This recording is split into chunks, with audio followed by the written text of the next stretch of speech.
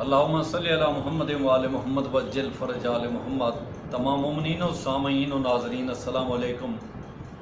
آج بھی ہم آپ کے حضور چند علمی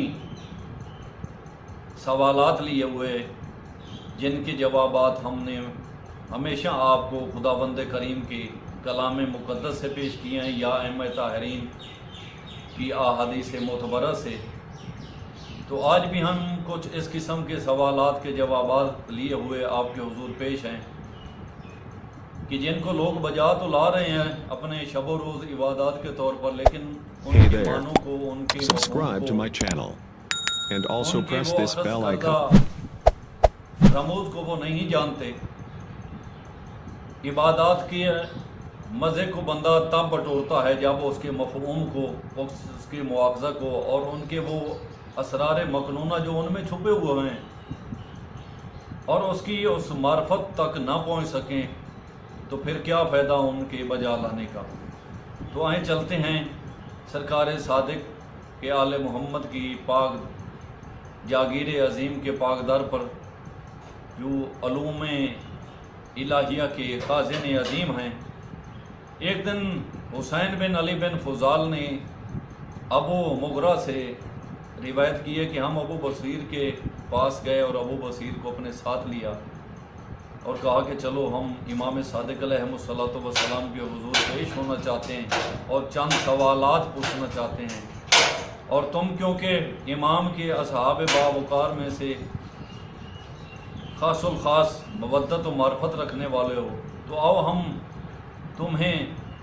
اس صراط مستقیم کی بارگاہ عظیم کی سیڑھی بناتے ہوئے لے چلیں۔ یہ بندگان خدا امام صادق علیہ السلام کی پاک بارگاہ میں پیش ہوئے، سرکار سے با ادب و احترام، سلام و تعظیم و تکریم بجا لانے کے بعد انہوں نے چند سوالات کیے جو ہم آپ کو پیش کرنا چاہتے ہیں۔ تو ان کا پہلا سوال یہ تھا کہ کعبہ کو بیت الحرام کیوں کہتے ہیں، اور لوگوں کے لیے یہ جائے سکون اور جائے قیام کیوں ہے، بیت اللہ بنانے کی وجہ و سبب کیا ہے، خانہ کعبہ یا بیت الحرام زمین کے وسط میں کیوں ہے، شہر مکہ کے مکانات میں دروازے کیوں نصب نہیں کیے جاتے تھے، اور مکہ کو مکہ کیوں کہتے ہیں، اس کا نام مکہ کیوں پڑ گیا۔ تو امام مسکرانے کے بعد کہنے لگے کہ اے بندگان خدا، آپ کے اچھے سوالات ہیں، جو لاکھوں کروڑوں میں سے چند ایسے افراد ہیں جو ایسے سوالات لے کر آتے ہیں، نہیں تو ایک بے وقوفانہ قسم کی محفل جو ہے ہمارے سامنے لوگوں کے ہجوم کے طور پر تو آتی ہے، لیکن ان میں وہ معرفت اور وہ علم الہیہ کے طور پر اپنے آپ کو عاقل اور درک و زیرک رکھنے والے لوگ نہیں ہیں۔ تو امام نے کہا کہ آپ کا پہلا سوال تھا کہ کعبہ کو بیت الحرام کیوں کہتے ہیں اور لوگوں کے لیے یہ قیام کا باعث کیوں ہے۔ تو اس کا جواب یہ ہے کہ مالک کائنات نے جب دوسری مخلوقات کو تخلیق کیا، خلق کیا، تو سطح زمین کی جو مین جڑ ہے اور یہاں سے زمین قائم کی گئی، تو وہ خانہ کعبہ کی نیچے والی جگہ تھی، یہاں سے زمین کو پھیلایا گیا اور اسی زمین کے نیچے سے لوگوں کے لیے برکت و خیر و عافیت قائم کی گئی اور اس کو متبرک و معظم و مکرم کیا گیا لوگوں کے رشد و ہدایت کے لیے، اور اسی کے صدقے سے لوگ یہاں سے خوراک اور دیگر حاجات، یہاں تک کہ ہوا بھی اگر چلتی ہے تو اسی کی جڑ سے چلتی ہے، اسی کے نیچے سے چلتی ہے۔ اور بیت الحرام اس کو اس لیے قرار دیا گیا ہے کہ یہ مشرکین، مبغضین، منافقین، منکرین اور توحید و رسالت اور ائمہ طاہرین علیہم السلام کے دشمنوں کے لیے اس کے اندر جانا حرام ہے۔ یہ جگہ ان کو اپنی رحمت کے سایوں میں نہیں لیتی، اور اس کا سبب یہ ہے کہ اس کی وجہ سے ہی لوگ سطح زمین پر اگر قائم ہیں تو اس خانہ کعبہ کی وجہ سے قائم ہیں، اور لوگوں پر حج کرنے کی مین وجہ بھی یہی ہے کہ نبیوں، رسل اور دیگر پیغمبران گزشتگان بما محمد و آل محمد علیہم الصلاۃ والسلام کی ازواج مقدسہ کو اگر اللہ نے چنا ہے اور ان پر تنزیل دین کے جتنے بھی ارکان اگر نازل ہوئے ہیں تو ان پر یہ بھی واجب کر دیا گیا ہے کہ اگر دنیا میں آنے والی مخلوقات خصوصاً انسان اگر اس بیت اللہ کی حج کے لیے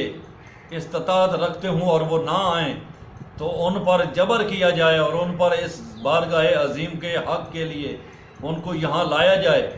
یہاں تک کہ اگر ان کو قتل کرنا بھی مقصود ہو تو اس بارگاہ عظیم کی منزلت کی تبلیغ و تشہیر کی جائے اور نشر و اشاعت کی جائے کہ یہ بارگاہ عظیم ایک ایسی بارگاہ ہے کہ اگر تم اپنے آپ کو زندہ و قائم دیکھنا چاہتے ہو تو اس بارگاہ عظیم کی حج کرو اور اس کا طواف کرو اور اس کے دیگر مناسک جو ہے وہ بجا لاؤ۔ خانہ کعبہ جس کے بہت سے دیگر بھی محترم و معظم اسماء مقدس ہیں، اس کو زمین کے وسط میں اس لیے رکھا گیا ہے کہ یہ ایک تو زمین کی آغازی جگہ یہی ہے، یہاں سے ہی زمین شروع ہوئی اور اللہ پاک نے اس کو بیت المعمور کے نیچے رکھا گیا جو عرش کے نیچے ہے، اور اس کے علاوہ جتنی بھی زمین بچھائی گئی یہ وسط میں ہونے کے ساتھ ساتھ جہاں سے بھی آپ اس کی پیمائش کر کے لے آئیں تو جتنے بھی علاقہ جات ہیں جہاں پر لوگوں کی زندگیاں آباد ہیں، جہاں لوگ اپنے آپ کو رہائش کے طور پر قائم کیے ہوئے ہیں، تو مشرق و مغرب کا جتنا بھی فاصلہ ہے وہ آپ اگر اس کو ناپ تول کریں گے تو یہ پاک جگہ اس کے درمیان میں آئے گی۔ مشرق و مغرب کے جتنے لوگ بھی قائم ہیں جہاں پر بھی وہ زندگیاں آباد کیے ہوئے ہیں یہ ان کا درمیانی گھر ہے۔ شہر مکہ کے مکانات گزشتہ انبیاء اور رسل و پیغمبران علیہم الصلاۃ والسلام کے دور میں بھی اللہ پاک کے حکم سے یہ حکم نامہ خانہ کعبہ کی چھت عظیم پر ہر نبی و پیغمبر نے اعلان کے طور پر کیا کہ مکہ کے جتنے بھی رہنے والے لوگ ہیں وہ اپنے دروازے مت لگائیں، کیونکہ جب بھی کوئی حج کرنے کے لیے حجاج اکرام جہاں سے بھی آئے تو وہ اپنی تھکاوٹ کی وجہ سے یا بھوک و پیاس کی وجہ سے ان کے گھروں میں قیام کرے اور قیام کرنے کے بعد وہ رجوع حج کرے، مناسک حج بجا لائے۔ اگر وہ تھکاوٹ کی وجہ سے صفا و مروہ کے درمیان چلنے پھرنے کی وجہ سے وہاں پر اگر بھوک و پیاس یا تھکاوٹ محسوس ہو تو وہ ان کے مکانوں میں جا کر قیام کریں اور سکون اختیار کریں۔ لیکن چند مبغضین و منافقین نے اپنے دور حکومت میں یہ قائم کر دیا کہ دروازے لگا دیے گئے۔ اس کے علاوہ مکہ کو مکہ اس لیے کہتے ہیں کہ یہاں پر لوگ خانہ کعبہ کے ارد گرد آ کر تالیاں بجاتے تھے، سیٹیاں بجاتے تھے، اور سورۃ انفال پاک کی آیت نمبر 35 میں خداوند کریم کا یہ ارشاد معظم ہے وما کان صلاتہم عند البیت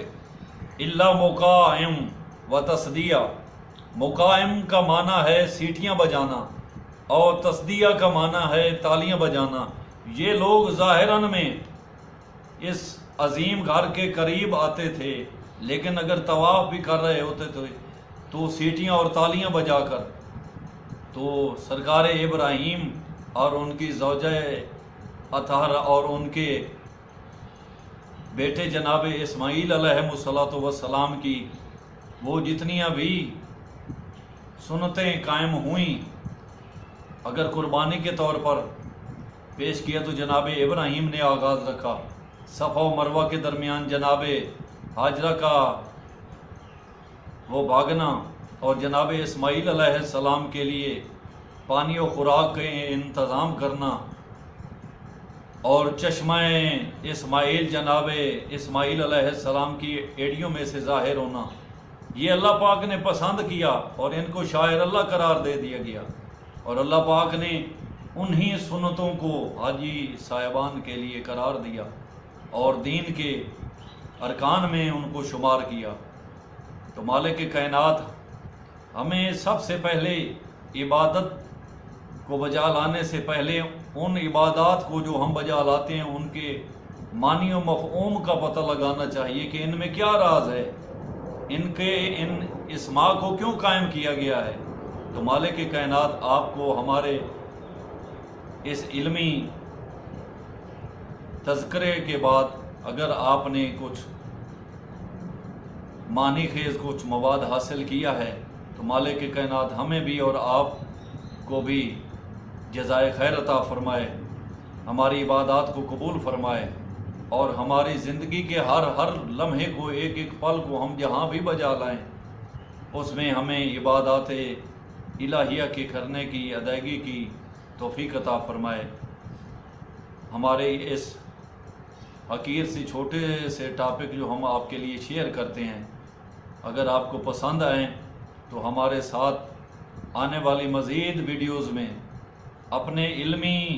افہام و تفہیم کو اگر آپ حاصل کرنا چاہتے ہیں جو ہم آپ کے لیے پیش کر رہے ہیں، جو ہمیشہ قرآن و حدیث اور ائمہ طاہرین علیہم الصلاۃ والسلام کے فرامین سے اخذ ہوتے ہیں، تو انشاءاللہ ہم مزید بھی ایسے ٹاپک آپ میں شیئر کریں گے جو شاید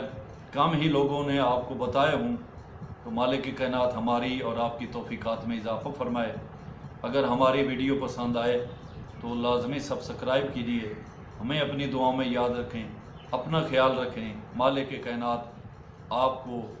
آپ کے بچوں کے ساتھ آپ کے Subscribe to my channel عزیز و اقارب and کے also ساتھ press this bell ہمیشہ icon. حفظ و امان میں رکھے۔ آمین ثم آمین، والسلام۔